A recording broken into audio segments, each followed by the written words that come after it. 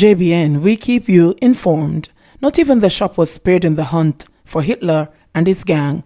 Please remember to subscribe, like, share, leave us a comment and click the notification bell to receive our daily news items. 6 reputed members of what the police call a very big and dangerous criminal network were killed in an alleged fierce fight with the security forces shortly after midnight Saturday, disrupting the Bushman gang's reign of terror in central Jamaica. An intelligence-based operation led the soldiers and the police to the bushy, secluded shelter in Effortville, from which they launched their attacks, a hideout that was to be the gangsters' last paradise until they were overwhelmed by superior firepower.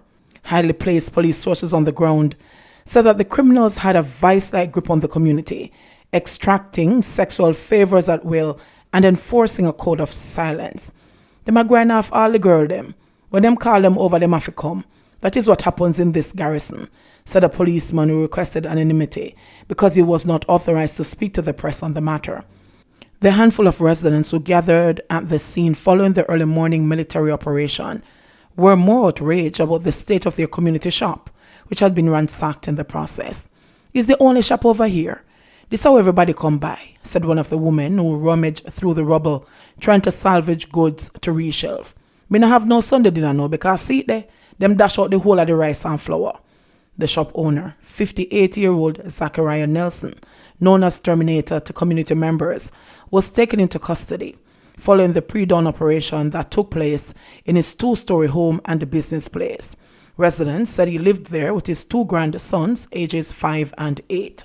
The residents collectively denied knowing any of the 6 alleged criminals killed, one of whom is 25-year-old Zemar Andre Nelson, otherwise known as Terminator Boy, who is from the community. Nelson was one of the most wanted men in Clarendon and was being sought by the police for charges relating to murder and shooting with intent. Also killed were Leon Hitler Rose, a 25-year-old laborer of no fixed address, and A.J. MacDonald, 19, a laborer of Treadlight District in Clarendon. Rose was also wanted by the police for murder. Another of the deceased was identified by his mother as 18-year-old Fabian Fuller of an Arnold Road address in the community. Up to yesterday evening, the police were still working to ascertain the identities of the other men. Shadia Blair, mother Fuller, said that she could not confirm whether her son was a member of the gang, but admitted that he had often been lured into bad company. His father, she said, is a policeman. He went to go collect him lesson the other day to start working as a security guard in Mobile. But I don't know what happened with him and them down there. Me not pretty up nothing. Him stubborn, Blair said. Fuller's grandmother, Sarah Shortage, said that she could not fathom living without her favorite grandson.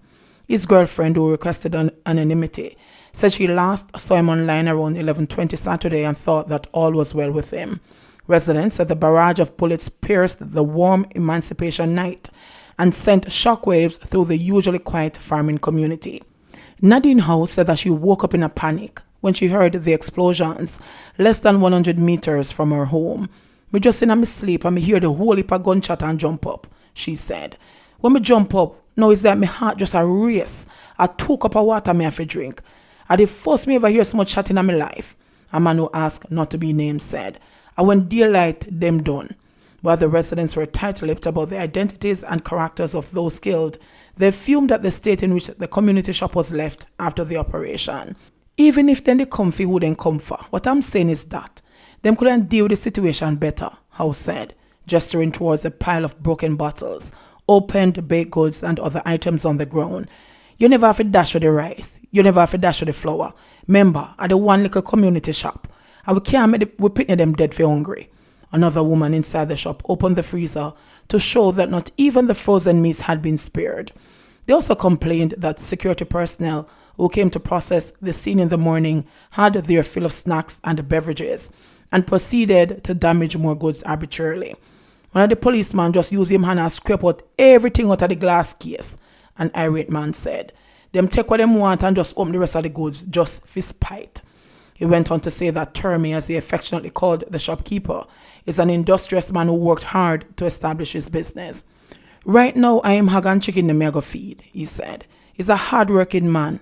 Him used to do construction work and now him raise him animals and run the shop.